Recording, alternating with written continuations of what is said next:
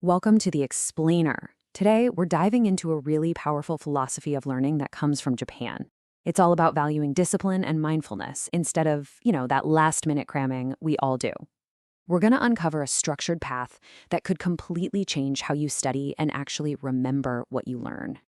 So let's start with a feeling I think we all know way too well. That frustration, right?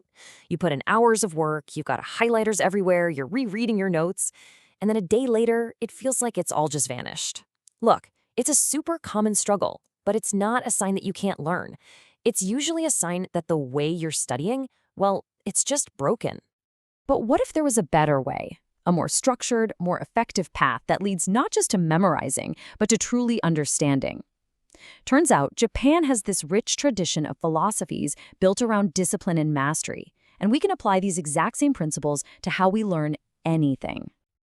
And this whole path is just beautifully captured by a concept from Japanese martial arts called shu-ha-ri. Now, don't worry, it's not just about fighting. It's this amazing universal framework for learning any new skill. It's what guides a learner from being a total beginner to a genuine expert. It's a journey that happens in 3 really distinct stages. First, in shu, you follow the rules perfectly. Then, in ha, you start to break away and adapt them. And finally, in ri, you completely transcend them, making the skill 100% your own. Okay, so let's really dig into this first stage, shu.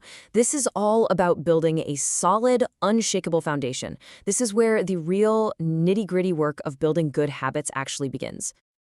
And here's the crucial part. It's all about consistency and discipline. In the shu stage, you don't get creative, you don't improvise. You pick a proven method and you follow it to the letter over and over again until it's just second nature. It's about getting those fundamentals down cold.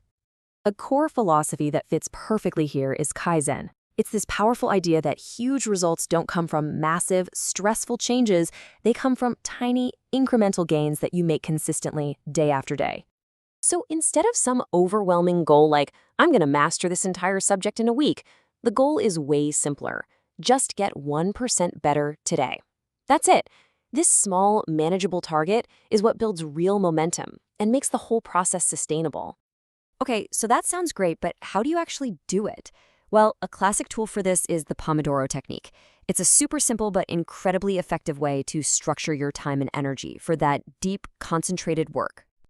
Now, what's so cool about this is how it breaks your work into these manageable little sprints. That 25-minute focus session demands everything you've got.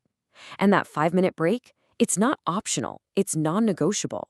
This is what prevents burnout and keeps you sharp for hours. It's a perfect example of a shu rule you just have to follow exactly. All right, so once you've built that foundation, we move on to ha. This is the stage where you start to understand the why behind the rules. You've done the work, and now you can start to experiment a little. This is where your learning really starts to become your own. It gets more active, more tailored to your style. You know the rules so well that you can start to see where they can be bent, or maybe even combined with other techniques that work better for you. And this slide just shows that shift perfectly. In the shu stage, you might have just been rereading your notes. But in ha, you understand that's passive, and it creates this illusion of knowing. So you switch to active recall. Yeah, it's higher effort, but it's way more effective because it forces your brain to pull out information, building really strong, lasting memories. And to make that recall even more powerful, you can use a spaced repetition system. This is a scientifically proven way to fight against our brain's natural tendency to forget stuff. It's all about working smarter, not harder. So how does it work? It's actually genius. It strategically schedules your reviews. You revisit a piece of information at the exact moment you're about to forget it. And every time you successfully remember it, you push it deeper into your long-term memory. And you can wait even longer before the next review. Okay, so how do you manage all this experimenting and adapting? We can actually borrow another concept called kakobo. Now, traditionally, it's a Japanese method for mindful budgeting, but the core idea, consciously tracking and reflecting, is the perfect tool for our study journey. It helps us see what's working and what's not. And yeah, this isn't just a diary. Think of it more like your personal lab notebook. By tracking your efforts and results, you can make really smart decisions about how to tweak your methods. And that is the very heart of the hash stage. And that brings us to the final stage, rin. This is the ultimate goal, transcendence. This is where knowledge becomes true intuition. At this level, you're not even really using the methods anymore. You've completely internalized them. The Pomodoro timer, the flashcards, they become less about following rules and more about understanding principles that you can apply fluidly, instinctively.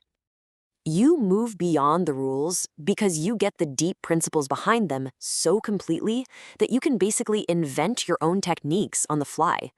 Your study method is now uniquely yours, perfectly tuned to how your brain works. This is where you see learners develop these amazing personalized tools. They might use advanced visualization to see complex systems in their mind's eye, or create these elaborate memory palaces and stories to learn huge amounts of information with incredible speed. So, how do you apply this whole journey to your own learning? Well, it just starts with being honest about where you are right now, and then taking that first step. And this quote just gets to the heart of it, doesn't it? Mastery isn't some finish line you cross and then you're done. You should think of shu, ha, and ri as a continuous cycle. You might master one area and find yourself right back in the shu stage when you start learning something new. It really is a lifelong journey.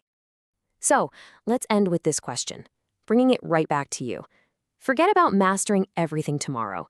Just think about today. What's the first small step you can take?